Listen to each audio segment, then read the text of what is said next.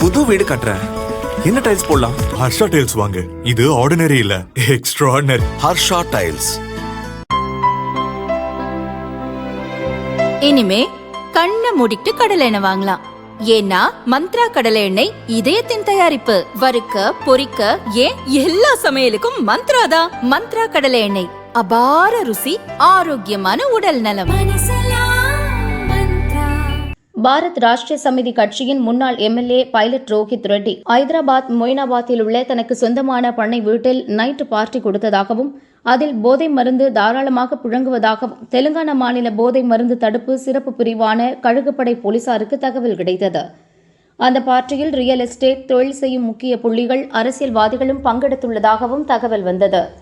அதைத் தொடர்ந்து நேற்றிரவு அங்கு கழுகுப்படை போலீசார் சென்றனர். பார்ட்டியில் பங்கெடுத்திருந்த விஐபிகள் போலீசாரை பார்த்ததும் அதிர்ச்சியடைந்தனர். சிலர் போதையில் என்ன செய்கிறோம் என்பது புரியாமல் போலீசாரையே தாக்க முயன்றனர். வெளியே போங்க என கத்தியபடி தள்ளிவிட்டனர். அப்போது ஒருவர் துப்பாக்கியை எடுத்து வந்து சுட்டார். ஆனால் போலீசார் சுதாரித்துக் கொண்டனர். யாருக்கும் காயம் இல்லை. அவரிடமிருந்து துப்பாக்கியை போலீசார் பிடுங்கி 2 அடி போட்டனர். இதனால் பண்ணை வீட்டில் பெரும் பரபரப்பான சூழல் ஏற்பட்டது. பிறகு போலீசார் அங்கிருந்தவர்களை சோதனை செய்தபோது சிலரிடம் போதைப் பொருள் இருந்தது. போதை பார்ட்டி நடப்பதை போலீசார் உறுதி செய்தனர். ஒவ்வொருவரிடமும் போலீசார் விவரங்களை சேகரித்து போலீஸ் வாகனத்தில் ஏற்றினர். ஒருவரை பார்த்ததும் போலீசாரை அதிர்ச்சியடைந்து விட்டனர். அவர் ஆந்திர மாநிலம் ஏலூர் தொகுதியில் இருந்து லோக்சபாவுக்கு தேர்வான தெலுங்கு தேசம் கட்சி எம்பி புட்டா மகேஷ். சார் நீங்களா என போலீசாரை அதிர்ச்சியடைந்தனர். பிறகு எம்பி புட்டா மகேஷ், முன்னாள் எம்எல்ஏ ரோஹித் ரெட்டி, ராஜஸ்தான் மாநிலம் ஜெய்ப்பூர் முன்னாள் எம்எல்ஏ நமித் சர்மா, ரோஹித் ரெட்டியின் தம்பி ரிதேஷ் ரெட்டி உள்ளிட்ட 11 பேரை போலீஸ் நிலையத்திற்கு அழைத்து சென்றனர். பிரியங்கா ரெட்டி என்ற பெண், பார்ட்டிக்கு போதைப் பொருளை சப்ளை செய்த கௌஷிக் ரவி ஆகியோரும் போலீஸ் பிடியில் சிக்கியவர்களில் அடக்கம். சிம்லாவில் இருந்து போதைப் பொருளை கௌஷிக் ரவி வரவழைத்திருந்தது விசாரணையில் தெரியவந்தது. அனைவரும் போதைப் பொருள் பயன்படுத்தியுள்ளார்களா என்பதை கண்டறிய இரத்த பரிசோதனை நடத்தப்பட்டது.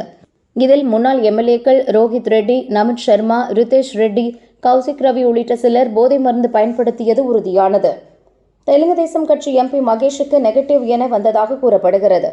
ஆனாலும் போலீசார் மறுபடியும் அனைவருக்கும் இரத்த மாதிரி எடுத்து விரிவான மருத்துவ பரிசோதனைக்காக அனுப்பியுள்ளனர். போலீசார் மீது துப்பாக்கிச்சூடு நடத்த பயன்பட்ட துப்பாக்கி ரோஹித் ரெட்டியின் தம்பி ரிதேஷ் ரெட்டிக்கு சொந்தமானது என விசாரணையில் தெரியவந்தது. எம்பி உள்ளிட்ட அனைவர் மீதும் போலீசார் வழக்கு பதிவு செய்து தொடர்ந்து விசாரித்து வருகின்றனர். இரத்த பரிசோதனையின் ரிசல்ட் வந்த பிறகே தெலுங்கு தேசம் கட்சி எம்பி புட்டா மகேஷ் கைது செய்யப்படுவாரா இல்லையா என முடிவு செய்யப்படும் எனவும் தெலுங்கானா போலீசார் கூறினர்.